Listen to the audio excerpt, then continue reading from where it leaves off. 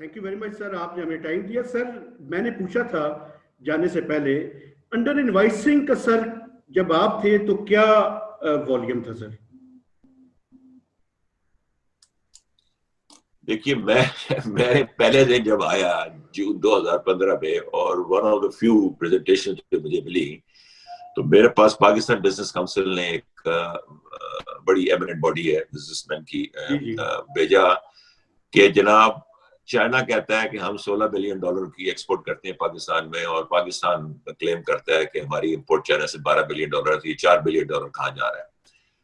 اس وقت نثار محمد خان صاحب ممبر کسٹم سے، تو میں نے ان سے پوچھا یہ کیوں ہو رہا ہے، اس کا کیا سلوشن ہے؟ انہوں نے کہا سر یہ بڑی اچھے میرے افسر تھے اور اس وجہ سے ہم نے ان کو پھر چیئرمین بنایا.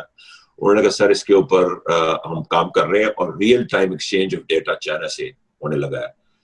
تو میں بڑا خوش ہو گیا. میں نے کہا کب ہوگا؟ تو انہوں نے کہا جنوری میں ہوگا، 6 مہینے بعد. میں نے کہا نہیں یار یہ 6 مہینے میں تو بات سال گزر جائے گا، تو اس کو جلدی کریں. وہ میں کرتا ہماری بڑی چائنی سے میٹنگ میں 2 سال میں ہوا، ہمارے آنے سے 1 سال پہلے ہو گیا.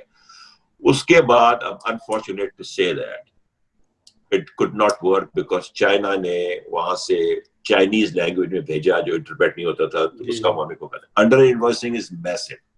اس کا توڑ صرف یہی ہے کہ جو ہماری ڈی جی ویلویشن ہوتے ہیں وہ جو انڈر انوائسنگ ہو رہی ہوتی ہے وہ مارکیٹ سے، اور وہ ایک پورا انٹرنیشنل ملتا ہے پرائس لسٹ کا، اس کے مطابق ایک جنون پرائس فکس کر دیں کہ جتنے کی بھی آپ امپورٹ کرتے ہیں کم کے زیادہ کا ہم نے تو یہ پرائس کنسیڈر کرنی ہے.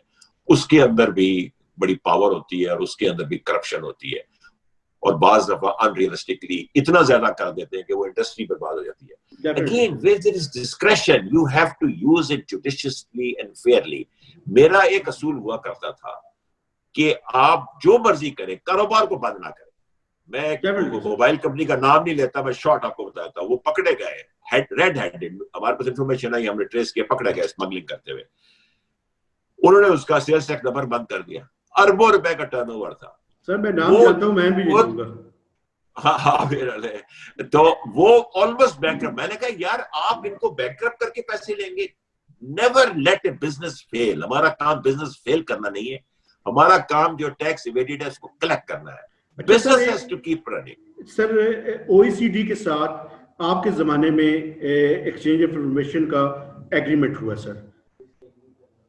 سر اس پہ چند پولیٹیکل چیزیں تو ہوئی ہیں، کچھ ججز کے اور کچھ پولیٹیشینز کے بارے میں تو ہوا ہے، لیکن افیکٹولی ہم اس کو سر یوٹیلائز نہیں کر سکے فار ٹیکس پرپزز. کیا وجہ ہے سر؟ بڑا اچھا سوال آپ نے کیا ہے. 2 وجہ. ایک تو ایمنسٹی ڈکلیئر ہو گئی اور اس کی وجہ سے بہت زیادہ جو بلک پیسہ تھا بڑے بڑے لوگوں نے ڈکلیئر کر دیا. افسوس یہ ہوا کہ وہ پیسہ لے کے نہیں آئے بیکاز پاکستان میں انسرٹینٹی تھی. میں ہمیشہ کہتا تھا کہ tax evasion is not the main problem why money goes out. It is the insecurity of the money. Because آج وہ پیسہ لائیں گے تو کوئی نہ کوئی ادارہ ان کو ڈر ہے کہ فریز کر دے گا. The biggest hurdle, I mean people don't give credit. In my 3 years Dar صاحب نے انیشیٹ کیا تھا، یہ OECD کی کمپلیٹ ہم نے کیا تھا. I had to appear before these committees when they used to come to give us approval personally, and without getting approval from the top. I used to say کہ مجھے پرائم منسٹر نے کہا کہ میں آپ کو شیورٹی دوں. سب سے بڑی ان کی پرابلم تھی confidentiality, because the whole OECD convention is built around tax information sharing. No politicization, no victimization, nothing else, no criminality, no nothing, only for tax purposes. وہ یہ کہتے تھے کہ آپ لوگ اس انفارمیشن کو مس یوز کریں گے. اس سے ہم نے پھر پورا کمپیوٹر سسٹم فائر وال بنایا تھا، بڑا اچھا سسٹم بنایا ہے. یہ الگ الگ ان کی کلیکٹریٹس بنائے، کمشنریٹس بنائی ہیں، سارا کچھ سسٹم چل رہا ہے. بٹ انفارمیشن لیک ہوتی ہے. ان کو ایک دفعہ پتہ چل جائے، کنفرم ہو جائے ایک دفعہ. لاسٹ میٹنگ میں یہ ہماری کانفیڈینشیلٹی ٹیسٹ نہیں اپروو کر رہے تھے. انگلینڈ کی HMRC آتی تھی، Her Majesty's Revenue and Custom Service. Okay, میں نے پاس بیٹھ کے کو کہ میں نے کہا میری گارنٹی ہے کہ ہم لیک نہیں کریں گے، اور اگر ہی کیا تو ہمیں آپ اس سے نکال دیں. ایک کیس کا ان کو پتا چل گیا کہ ہم نے لیک کی ہے یہ انفارمیشن، تو we are out of that OECD. بالکل ٹھیک. Let me tell you for sure, and that is why OECD में आने का मतलब ये नहीं हो कि सारे से शेयर करें. Then when you have OECD acceptance, then it is a bilateral relation between you and another country to accept and to be sure that you're not going to leak the information. वो countries मेरा ख्याल 2017-18 के बाद कोई digital country नहीं आई इसी डर से कि हमारी इंफॉर्मेशन तो शेयर हो जाएगी, लीक हो जाएगी. बिल्कुल ठीक है. So they have to be very careful, otherwise we'll be back to square one. ठीक है सर. अच्छा सर, एक चीज आप अगर इजाजत दें, कुछ अर्सा पहले तकरीबन 7-8 महीने पहले या 1 साल पहले आपकी मुलाकात हुई थी प्राइम मिनिस्टर इमरान खान साहब के साथ, और बड़ा करीब था कि आपको स्पेशल असिस्टेंट जो है वो लगा दिया जाए. वो चीजें फाइनल नहीं हुई, कोई थोड़ा सा उसके बारे में बात करेंगे? देखिए, इमरान खान साहब was very वैसे आपने पीटीआई में या पीएमएलएन में सर, ये भी बता दें. देखिए, हमने अपनी फैमिली का एक सीनियर पॉलिटिशियन पीटीआई को दिया हुआ है. ओके, मैं आपको बताऊं कि he was very kind. मैं इमरान खान को पुराना जानता हूँ, हमारे दूर फैमिली के थ्रू मैरिजेस ताल्लुकात भी हैं. सो उन्होंने मुझसे एफबीआर में जब मैं गया उससे पहले भी बड़ी बातें की थी.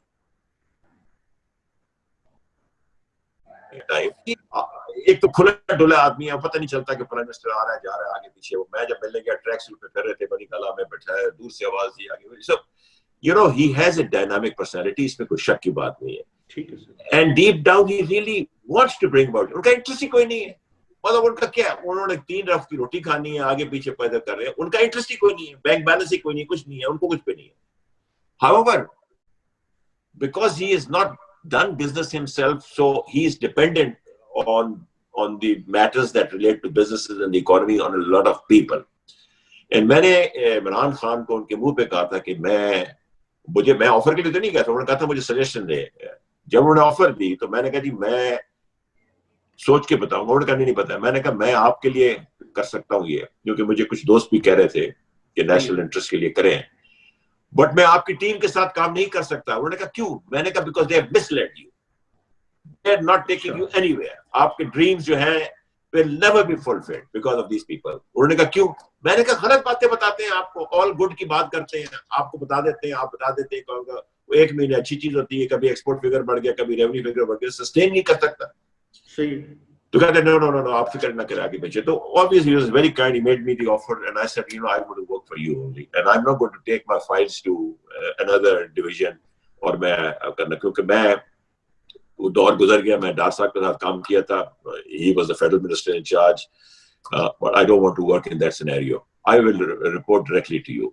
So उसके अंदर obviously कुछ politics आई और सारा कुछ आया, and then end में they offered me FBR chairman with the status of federal minister. I said all my life I have fought कि FBR में chairman जो है FBR के अपने इदारे का होना चाहिए. How can I not become chairman? और ना ही मेरा इंटरेस्ट है. चेयरमैन बड़े अच्छे केपेबल है, अभी भी केपेबल है.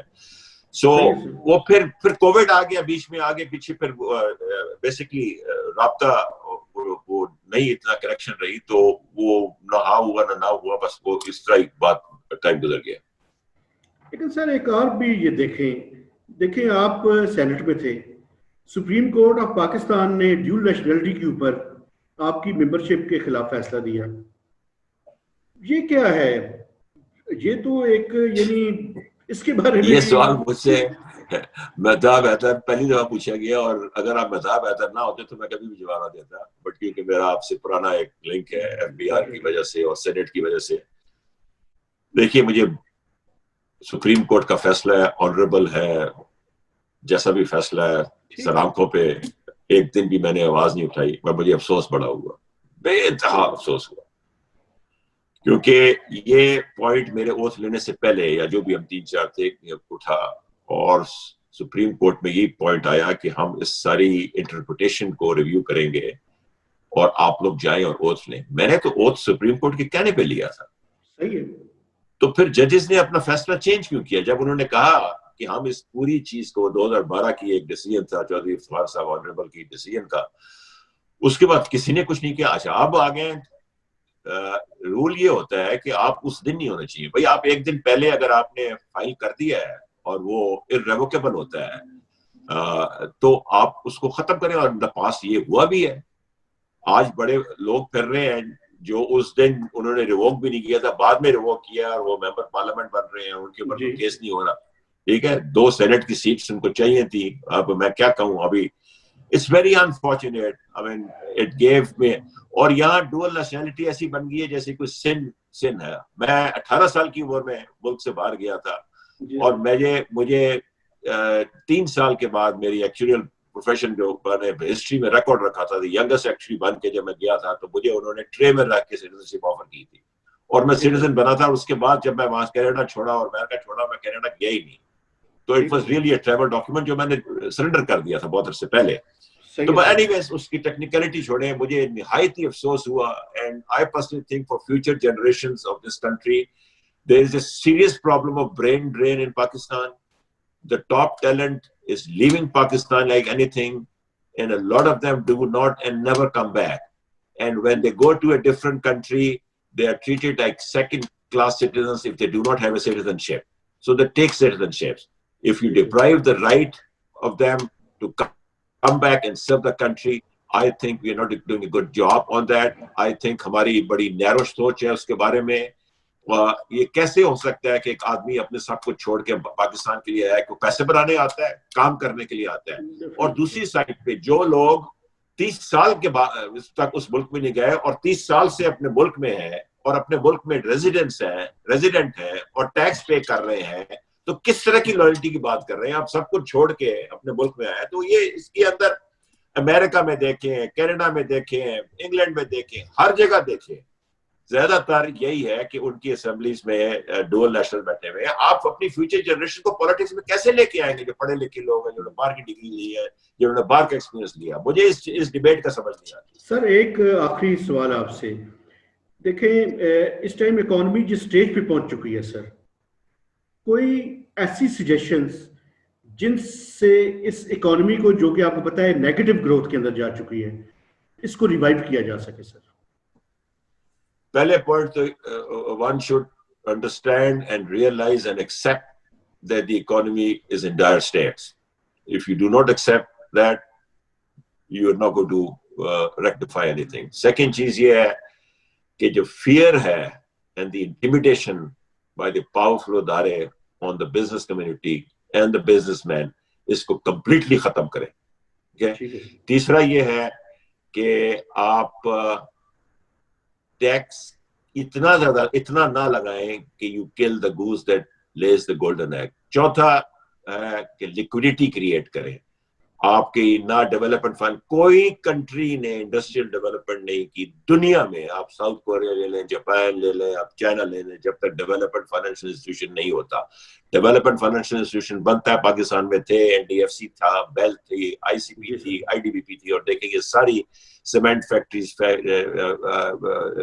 فرٹیلائزر فیکٹریز, ٹیکسٹائل میلز, اسی وقت کی لگی ہوئی ہے. اور کمرشل بینک کا کوئی انٹرسٹ نہیں ہوتا ہے. ایک تو شارٹ ٹرم فائنینسنگ ہوتی ہے, you are vulnerable to higher interest rates. آج آپ کا انٹرسٹ ریٹ 6% ہے, 2 سال بعد 18% ہوگا, تو آپ کیسے اس کو آپ اپنے لونز واپس کر سکیں گے؟ تیسری چیز یہ ہے کہ state bank should make it mandatory for the commercial banks to have a certain portion of their lending for development purposes. And I think above all کہ یہ IMF کا رول جو لیٹن امریکہ اور جو ٹرکی اور ان جگہ اپلائی ہوا تھا to avoid mega inflation, اس کے لیے یہ کہتے ہیں کہ آپ اپنا انٹرسٹ ریٹ اتنا اوپر لے جائیں. ہمارا انٹرسٹ ریٹ اوپر لے جانا تو صرف انڈسٹریل سیکٹر کو ہوتا ہے, باقی عام آدمی تو کریڈٹ کارڈ پہ تو چیز ہی کوئی نہیں ہوتا. Why do you keep the interest rates up? You kept the interest rates up so high and the inflation was still there. Inflation was still rising. اب مجھے بتائیں کہ انٹرسٹ ریٹ سے نیچے آ گئے ہیں, اگر وہ ورلڈ بینک کا فارمولا ہو, تو why is the inflation hasn't the inflation gone back to 12-13%? کیونکہ ہماری انفلیشن ہوتی ہے کاسٹ پش سے, ہماری انفلیشن ہوئی ہے کاسٹ پش سے, یا in some cases supply shortages سے. اس کو اس جگہ سے آپ ہیلپ کریں. Interest rates, keep the interest rate low, control the inflation by controlling the prices of essential commodities, उनकी सप्लाई एडुकेट होनी चाहिए, शॉर्टेज हो जाए तो इंपोर्ट हो जाए, अगर सरप्लस हो तो एक्सपोर्ट करें, बिजली की कीमत और गैस की कीमत को कंटेन करना चाहिए. ये कोई आइंस्टाइन का फॉर्मूला नहीं है, it's written on the wall. So but they have to make a paradigm shift. Right now, nothing is going to happen. I do not see a GDP growth for the next 2 to 3 years more than 1 to 2%. Sir, thank you very much.